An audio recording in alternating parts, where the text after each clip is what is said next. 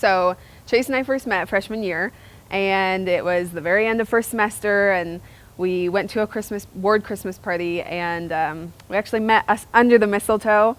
We actually first met at a flash wedding that my brother Alex had been putting on campus with some of his friends. Somebody had it above me, and he came in and kissed me on the cheek, and he was wearing this really ugly tall tee, and I was in pajamas.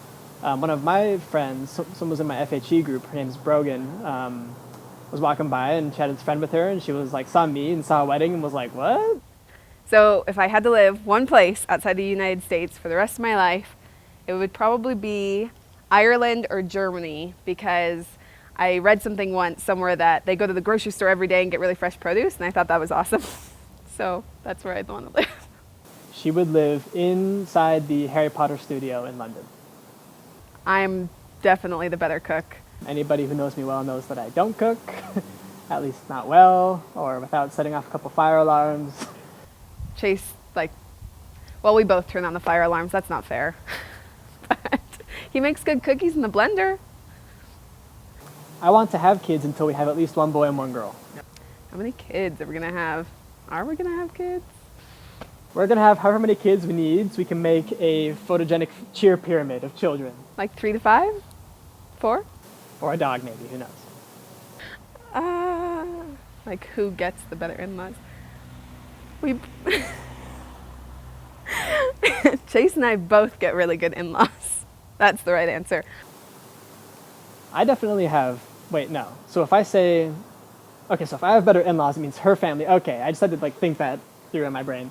But they're both really different, I would say. Now spending time with both of our families, I think we'll both get really different things, but both of our families are loud and kind of crazy, which is good. Lizzie's getting more in-laws, so more. This question sucks. If Chase had to pick the next president, he'd probably... maybe he'd pick, Jack Wheatley? If I were to pick the next president, I think I would pick Jack Wheatley. Give us a good return to strong values and anti-communism and bridge building. So if I had to say, something Chase is completely clueless about, it's cooking. It's gotta be cooking, because I tried to teach him how to cut an onion the other day, and I can't. If there was one thing I think Lizzie could study up on, might be history, like World War II, stuff like that.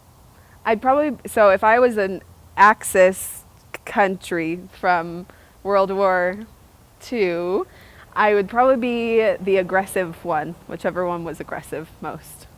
If Lizzie were one of the 3 Axis powers from World War II, I would say that she would be Italy, because she's very classy, like Italy. So if our house was burning down, I know exactly what Chase would grab first, and he would grab our letters from the mission. I'd probably grab my backpack, 'cause it usually has lots of important things in it, like my Surface and, whatever I'm carrying around that day. So, there you go, one thing that has many things inside of it. What? Who? If you were Julius Caesar in the year 49 BC, would you have crossed the Rubicon? How am I supposed to re-say this? So, if I was Julius Caesar, would I have crossed the Rubicon? Rubicon. I don't know what that is, but I would have crossed it. Yeah. Okay, so if I was Julius Caesar, I would have crossed the Rubicon. What is that? What's the Rubicon? If Lizzie was Julius Caesar in 49 BC, I think she definitely would have crossed the Rubicon. I think the Ewoks had the upper hand at the Battle of Endor. If I could get married anywhere in Texas, I would get married in Houston, Texas, which I'm doing. If I could get married anywhere in Texas, definitely be in Houston. Really?